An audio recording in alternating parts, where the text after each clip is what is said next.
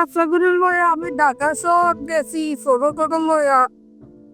10-11 বছর থাকি আবার ট্রেনের তুই আইসি ঢাকা ঘুরিয়া চাকরি করে খায় খায় এবার গন্ধ করলে আমার ছেলের 14 মিরপুর 14-তে বিকাল সন্ধ্যার টাইমে গুল্লি করিয়া মারা গেছে গুল্লি ফেরা মারা গেছে 2টা গুল্লি করছে আমরা তো খবর পাই না রাতে 10টা বাজে খবর পাইছি এবার আমার আরো ছেলেরে দিয়ে জেলখানায় ভরিয়া তুলছে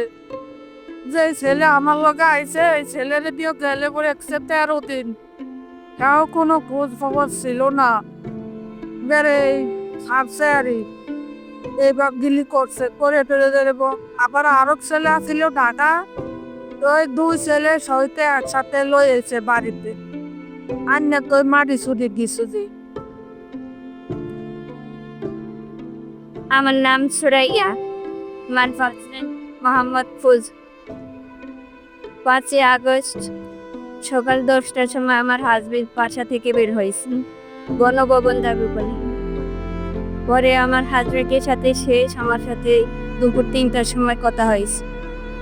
আমি জিজ্ঞাসা করছি তুমি কই ও বলছি যে আমি গণভবন পরে এর ভিতর আর কথা হয়নি মাগরিবের পরে হাসপাতাল থেকে ফোন দিছে যে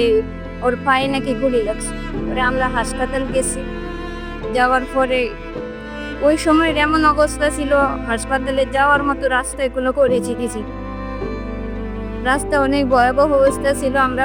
পায়া করে গেছি যাওয়ার সময় মেডিকেলের সামনে এরকম অবস্থা ছিল যে আমরা ওদের দেখতে যাবো কিংবা মিয়াজ এরকম কোনো পরিস্থিতি ছিল না মিরপুর 14 নম্বর মার্কস মেডিকেল আমরা গেছি যাওয়ার পরে ওই জায়গা মেডিকেলের সামনে পুলিশের জায়গায় খোড়া অনেকগুলা লোক ছিল ওনাদের হাতে অনেক অস্ত্র ছিল ওনারা আমাদেরকে মেডিকেলে যাইতে দেন ওরা আমরা অনেক রিকোয়েস্ট করার পরে মেডিকেলে গেছি যাওয়ার পরে দেখি যে আমার হাজবেন্ড আর না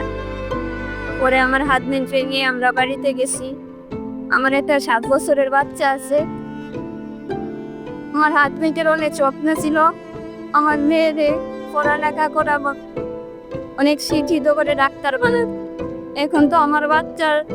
এই আশাকে পূরণ করো আমরা তো অনেক নর্মাল ফ্যামিলি আমার হাজবেন্ড গার্মেন্টসে চাকরি করতো আমরা তো হাজবেন্ড ওয়াইফে গার্মেন্টসে চাকরি করতো এখন আমাদের ফ্যামিলিকে তো আর উপার্জন করার যে ব্যক্তি সেই যদি হারিয়ে যায় তাহলে আমাদের ফ্যামিলি কিভাবে চলবে আমরা কি নিয়ে এবার আমার যে একটা সন্তান আছে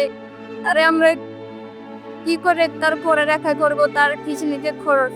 এটাকে আমরা করতে পারবো আমার বাচ্চাটা তো 7 বছরের ও বাবার কি আদর পাইছে ও তো বাবার এরকম কোনো আদরই পায় না ও তো বাবার সব আদর থেকেই বঞ্চিত হয়েছে যারা আমার স্বামীর এরকম ভাবে হত্যা করেছে তাদেরকে দ্রুত আইনের আওতায় এনে তাদের জন্য বিচার করা হয় আমার স্বামীর যেভাবে হত্যা করেছে তাদের যেন বিচার করা এখন তো আমাদের ফ্যামিলি চলতে অনেক কষ্ট আমার ফ্যামিলিতে যে উপার্জন করে সেই যদি না থাকে তাহলে তো ফ্যামিলি অনেক চলতে কষ্ট এটা আমাদের সুযোগ সুবিধা দেওয়ার জন্য সরকারের কাছে আমাদের অনুরোধ আর আমাদের যদি ওরকম চাকরি বাকরি দেওয়া হয় শহীদ পরিবারের আমাদের যদি চাকরি দেওয়া হয় তাহলে তো আমরা চাকরি করে নিজের যেটুকু পারি এতেও চলতে পারবো যদি আমাদের এরকম একটা সুযোগ দেওয়া হয় যে চাকরি করার জন্য তাহলে আমরা চাকরি